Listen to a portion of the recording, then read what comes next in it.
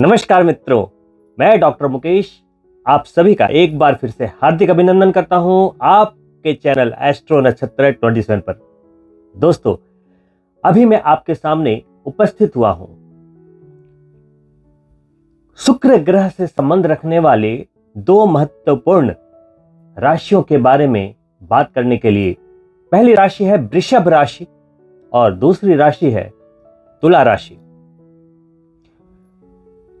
शुक्र ग्रह लगभग 23 दिनों में अपनी राशि का परिवर्तन करते हुए पूरे वर्ष भचक्र में भ्रमण करते रहते हैं। शुक्र ग्रह को ऐश्वर्य, भोग विलास, भौतिक सुख संपदाओं का कारक ग्रह, एक ऐसा ग्रह जो व्यक्ति को लक्ष्मीवान बनाता है और अगर उसकी स्थिति खराब हो तो व्यक्ति चाहे कितना भी परिश्रम कर ले, बहुत ज्यादा धन नहीं जुटा पाता, लाइफ में घर नहीं बना पाता, अच्छी अच्छी गाड़ियां नहीं चला पाता। यानी कि शुक्र ग्रह अपने आप में एक बहुत ही शक्तिशाली कारक तत्वों को समेटे हुए। शुक्र ग्रह ही प्यार है, वैवाहिक जीवन की सुखद यात्रा है, आकर्षण है, परफेक्शन है। वो हर चीज जिसे आप चाहते हैं कि वो परफेक्ट हो आपकी लाइफ में, बिना शुक्र के अच्छी स्थिति का संभव नहीं। वो चाहे एक इंजीनियर हो या एक सर्जन हो या एक आर्किटेक्ट हो या एक फैशन डिजाइनर हो, चाहे वो कोई भी हो, हर कार्य में कलाकारिता चाहिए, आर्ट चाहिए। अगर आप फाइनेंस के भी सेक्टर में हैं तो आपको उसका आर्ट पता होना चाहिए। बिजनेसमैन है तो बिजनेस करने की कला आपको आनी चाहिए। सभी चीजें सभी को आती है, बट परफेक्शन के साथ आना शुक्र की देन होती है। पैसा तो सभी के पास है, लेकिन अकूट लक्ष्मी देना एक अच्छे शुक्र की निशानी है। जीवन साथी और हम सफर तो सभी की जिंदगी में है, लेकिन मन के मुताबिक प्यार पाना, एक आंतरिक रूप से एक सेटिस्फाई होना भी शुक्र की निशानी। आपसे यह चर्चा मैं इसलिए कर रहा हूं कि शुक्र हर 23 दिन में राशि का परिवर्तन करते हैं, लेकिन इस महीने 15 फरवरी को शाम के 7:43 7:43 PM पर वो अपनी उच्च राशि मीन में प्रवेश करने वाले हैं। देवगुरु बृहस्पति की राशि में प्रवेश करने वाले हैं। वहां पे शुक्र अपनी उच्चतम अवस्था में होते हैं। यानी कि 15 फरवरी के शाम से 13 मार्च 2023 तक का समय शुक्र की मजबूती से भरा होगा। यह वो समय होगा जिनकी कुंडली में शुक्र अगर खराब अवस्था में भी थे, अस्त थे, बलहीन थे, किसी दुर्योग में फंसे हुए थे, जिसके कारण उनके धन में कमी आ रही थी, पैसे अटक अटक कर प्राप्त हो रहे थे, प्यार में ब्रेकअप्स मिल रहे थे, रिजेक्शंस मिल रहे थे, वैवाहिक जीवन कहीं ना कहीं असंतुलित था, खास करके पैसे के मामले में कहीं ना कहीं एक फ्लक्चुएशन की स्थिति बनी हुई थी। घर गाड़ी चाहते हुए भी आप अपग्रेड नहीं कर पा रहे थे। यह वो महीना होता है जब कुंडली में अगर शुक्र की स्थिति बहुत खराब भी हो, तब भी आपको उसके रिजल्ट्स प्राप्त होते हैं। यानी कि आप सोचेंगे कि यह फायदा मुझे बहुत दिनों से नहीं हो रहा था, अभी ही क्यों हुआ? लेकिन फायदा भी तभी होगा जब आपको पता होगा और आप एग्जीक्यूट करेंगे, कर्म करेंगे, राइट? तो मेरा यह वीडियो बनाने का उद्देश्य है कि आप 15 फरवरी से 13 मार्च तक थोड़ी ज्यादा प्रोएक्टिव हो जाए अपने कर्मों को लेकर। कहीं आपका पैसा फंसा हुआ था, उसके लिए थोड़ा प्रयास करें। घर गाड़ी बनाने के लिए अगर आप प्रयासरत थे, एक बार और प्रयास कर ले, हिम्मत ना हारे। मजबूत समय, और ऐसे समय में सबसे जो ज्यादा फायदा होने वाला है वो 12 राशियों में 2 राशि के जातक हैं। वृषभ राशि के स्वामी होते हैं शुक्र और तुला राशि के भी स्वामी होते हैं शुक्र। तो आप 2 राशियों के जातकों के लिए ये समय आपके राशि के स्वामी शुक्र के लिहाज से बिल्कुल शानदार है, लाजवाब है, लाजवाब है। तो आइए सबसे पहले बात करते हैं वृषभ राशि के जातकों के बारे में, और फिर मैं बात करूंगा तुला राशि के जातकों के बारे में। वीडियो पूरा देखिएगा दोस्तों, ताकि अगर आपकी कुंडली में शुक्र की स्थिति खराब भी है तो मैं उसे अच्छा करने के कुछ उपाय बताता हुआ जाऊंगा। दोस्तों, आप वृषभ राशि के जातकों के लिए तो यह गोचर बहुत ही शानदार है।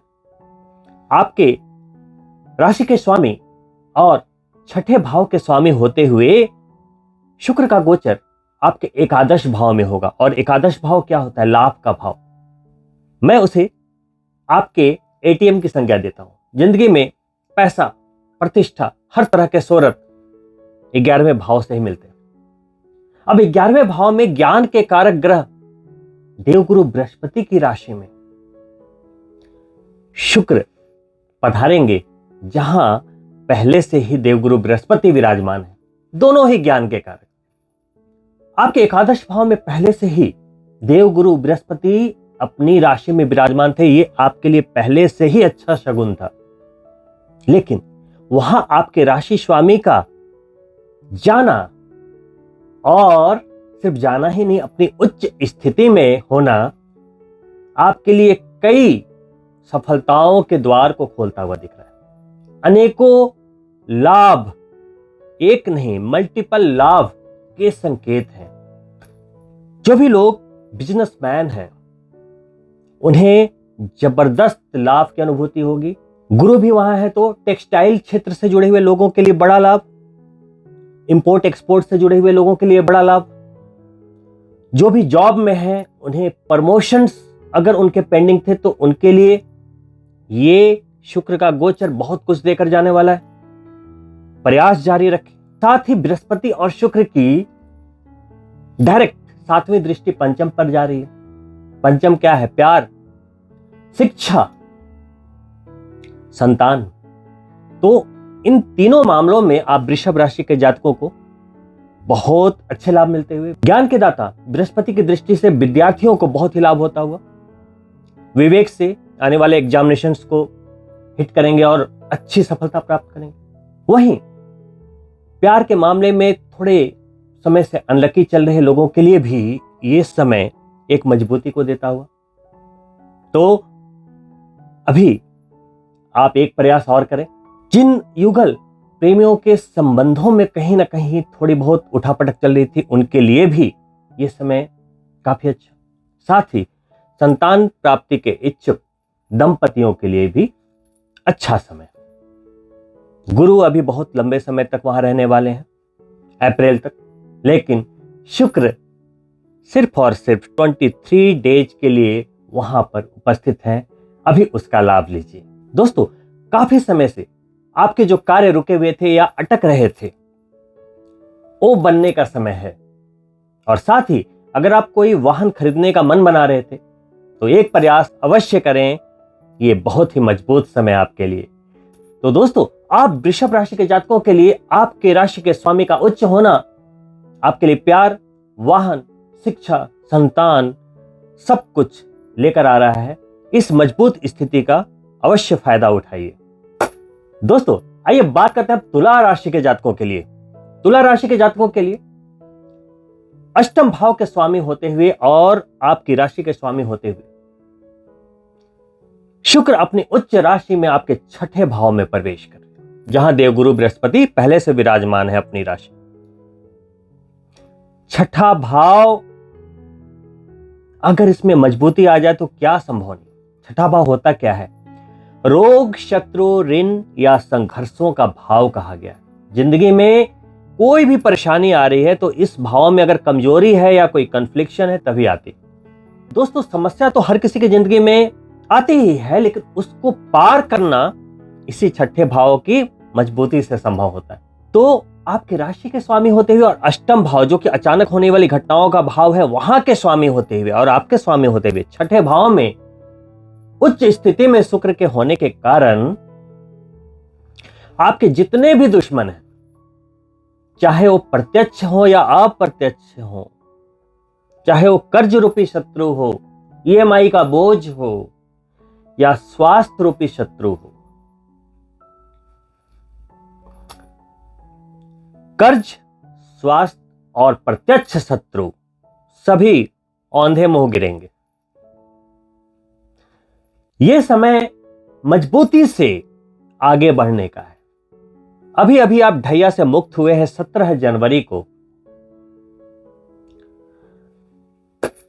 अभी आपकी जो एक धीमी चलती हुई गाड़ी में जो रफ्तार आनी चाहिए ढैया के बाद, उसी रफ्तार को देने के लिए यह गोचर हुआ है। देखने में तो यह गोचर बहुत ही कम अवधि का है, लेकिन पूरे साल में एक बार यही 23 दिन शुक्र में मजबूती आती है, उच्च की फुल स्पीड। और जिंदगी में ये जो 23 दिन है वो आपके पूरे साल को बना जाते हैं। जैसे सूर्य अप्रैल में उच्च के होते हैं तो पूरी जिंदगी के महत्वपूर्ण कार्यों को कराते हुए निकल जाते हैं। उसी तरीके से जब भी चंद्रमा वृषभ राशि का होता है तो आपके महत्वपूर्ण कार्यों को अंजाम दे देता है। अगर आप ध्यान से ट्रैक करेंगे तो आपको इस बात का जवाब अवश्य मिलेगा। इसमें सबसे ज्यादा फायदा उन सभी को मिलेगा जो शुक्र प्रधान राशि के जातक तो हैं, लेकिन उनके शुक्र किसी न किसी कारण से कमजोर हैं, अस्त हैं या नीच कह लीजिए। काफी प्रयास के बाद भी लक्ष्मी नाराज है, काफी प्रयास के बाद भी वो अकेले हैं, रोमांस नहीं है लाइफ में, चेहरे पे आकर्षण नहीं है। सब शुक्र ही तो है, शुक्र ही तो है। हर काम को करते हैं लेकिन परफेक्शन नहीं आ पाता, तो शुक्र ही तो है ना। हर काम में परफेक्शन देना शुक्र का काम है। तो आप देखना, अगर 2023 में सफलता प्राप्त करनी है तो ये वो टाइम है जो आप परफेक्टली कुछ कर सकते हैं। अगर कुछ ना कर पाए या आपके पास कोई लक्ष्य नहीं है, योजना नहीं है, तो आप इन 23 डेज का उपयोग अपने लिए लक्ष्य निर्धारण में ही करें। बिल्कुल माइंड परफेक्टली काम करेगा। और अभी की योजनाएं अगर आप एक्टिव कर दें, लाइफ में लागू कर दें, जिसको कहते हैं कार्यान्वित कर दें, एग्जीक्यूट कर दें, तो मजा आ जाएगा। किसी भी ग्रह का जब उच्च होना होता है गोचर में, तो उसका लाभ अगर आपने ले लिया तभी तो उस गोचर की कुछ मायने हैं, नहीं तो गोचर तो आते जाते रहते हैं। कहते हैं ना, सूर्य और चंद्रमा एक दिन उच्च के होते हैं, वो है अक्षय तृतीया का दिन। तो उस दिन की कितनी मान्यता है। घर लेना, गाड़ी लेना, शादी करना, सोना चांदी खरीदना, जब करना तब करना। उसी तरीके से ये तो आपके राशि के स्वामी हैं और एक दिन नहीं मिल रहा है, 23 डेज मिल रहे हैं आपके।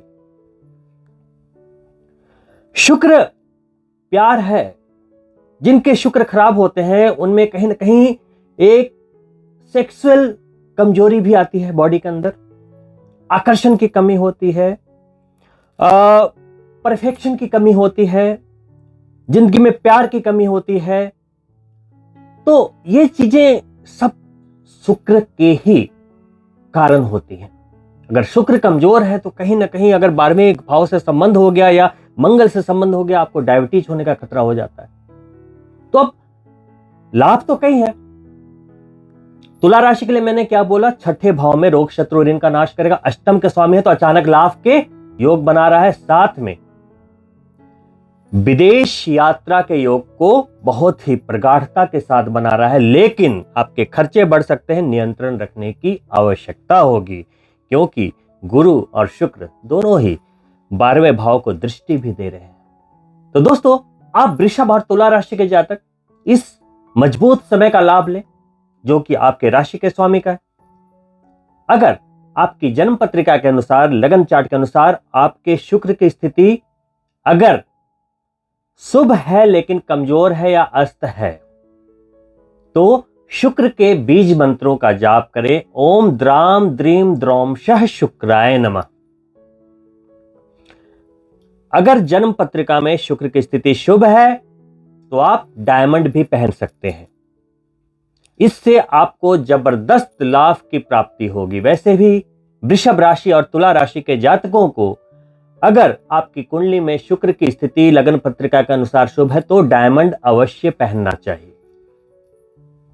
डायबिटीज के खतरे से बचे रहते हैं, लक्ष्मीवान बनते हैं, चेहरे पे आकर्षण बना रहता है, झुर्रियां उम्र के बाद दिखती है, जल्दी नहीं दिखती। कई फायदे हैं, पैसा भी, सौंदर्य भी, प्यार भी, बहुत फायदे हैं शुक्र के।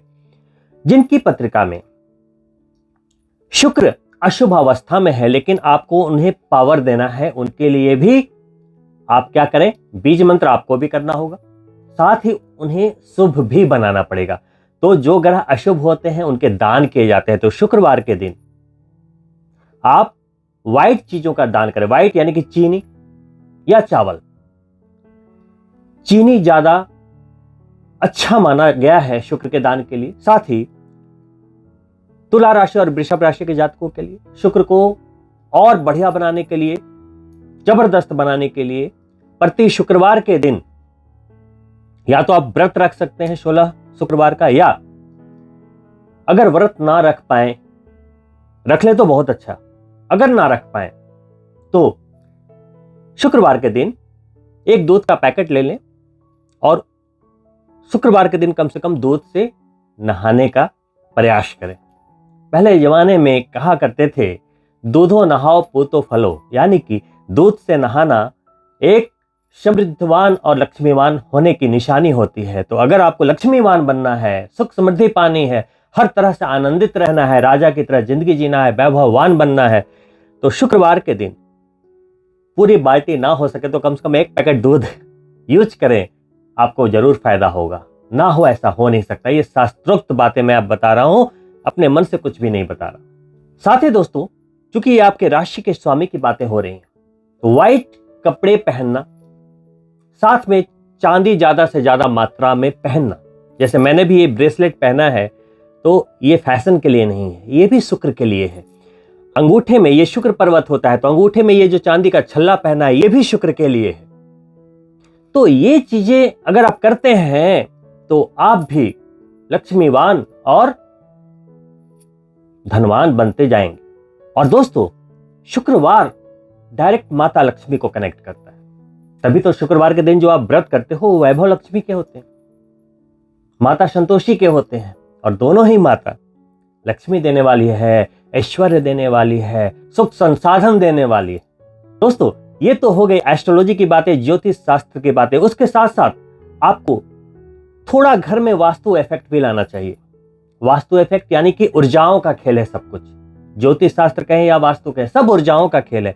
घर की ऊर्जा जितनी पॉजिटिव होगी उतनी ही लक्ष्मी आपके घर में प्रवेश करेगी। तो जहां शुक्र की बात हो रही है वहां साफ सफाई की बात ना हो, ऐसा कैसे हो सकता है? आपके घर का मुख्य द्वार हमेशा साफ सुथरा और प्रकाशित होना चाहिए। किचन, रसोई घर माता लक्ष्मी का वास कहा गया है, मां अन्नपूर्णा का वास कहा गया है। तो वहां पे साफ सफाई का विशेष ध्यान रखें। कभी कभी रात में खाना खाने के बाद झूठे बर्तन आप सिंक में छोड़ देते हैं, ऐसी गलती ना करें। साथ ही घर में पॉजिटिव प्लांट्स को स्थान दें, जैसे तुलसी, शमी, आंवले इत्यादि इत्यादि, और भी कई प्लांट्स होते हैं। तो इससे आपके घर की एनर्जी मैनेज होती है। दोस्तों, साथ ही घर के माहौल को, घर के वातावरण को थोड़ा सुगंधित रखें, थोड़ा अरोमा वगैरह जला के सुगंधित वातावरण बनाएं। कोई भी आपके घर में आए तो उन्हें लगे कि वाह, क्या माहौल है। जैसे आप किसी 5 स्टार में जैसे इन करते हो, वहां का माहौल आपको अलग लगता है, हर जगह प्रकाश, सुगंध, अरोमा की खुशबू। वैसे ही अपने घर का ऑरा बनाइए, साफ सुथरा, सुगंधित, तभी तो लक्ष्मी अट्रैक्ट होंगी। तो ये एनर्जी का एक मैनेजमेंट करते हैं, साथ में गोचर के फलों को अगर आप समझ के अपने कार्य को करते हैं तो लाइफ में उन्नति ना हो ऐसा हो नहीं सकता। वहीं पे कुछ ऐसे ऊर्जा के कन्फ्लिक्शंस होते हैं, एनर्जी के कन्फ्लिक्शन होते हैं, जिसके कारण आपके बनते कार्य बिगड़ जाते हैं। बड़े पॉजिटिव मन से कुछ करने जा रहे थे, अचानक कुछ ऐसा हुआ कि आप बिल्कुल डिस्टर्ब हो गए, आपके काम रुक गए। तो अच्छे ग्रह आपके साथ होते हैं, लेकिन बुरे ग्रह आपके कार्यों में अड़चन डालने के लिए बिल्कुल एक्टिव खड़े रहते हैं, एकदम आपसे भी तेज। तो हमें उन्हें भी मैनेज करना है।